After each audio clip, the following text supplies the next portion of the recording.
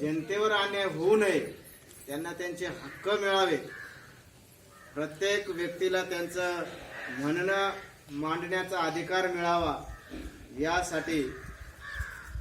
यासाठी एक समिती गठन करण्यात आली आणि त्या समितीचे अध्यक्ष होते डॉक्टर बाबासाहेब आंबेडकर. आणि मग यांनी आपल्या देशाचं संविधान लिहिण्याचं काम केलं आणि त्या समितीने जवळपास 2 वर्षे 11 महिने आणि 18 दिवस इतके दिवस ते त्या संविधानावरती काम करत राहिले आणि इतक्या दिवसानंतर शेवटी आपलं संविधान तयार झालं आणि ते 26 नोव्हेंबर 1949 रोजी सादर करण्यात आलं. आणि मग पुढे 26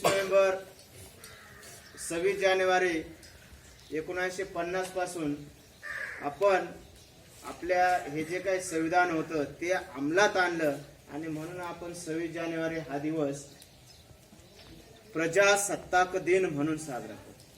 प्रजाला स्वातंत्र्य मिळालं, प्रजेच्या हातामध्ये त्यांचे अधिकार आले, त्यांचे हक्क आले, त्यांना त्यांचा म्हणणं मांडण्याचा अधिकार मिळाला. सगळेच अधिकार हे जनतेला मिळाले म्हणून आपण 26 जानेवारी हा दिवस भारतीय प्रजासत्ताक दिन म्हणून वापरतो, म्हणून गौरव करतो आणि म्हणून तो साजरा पण आपण करतो. प्रजासत्ता म्हणजे काय? प्रजेच्या हातामध्ये सत्ता आली.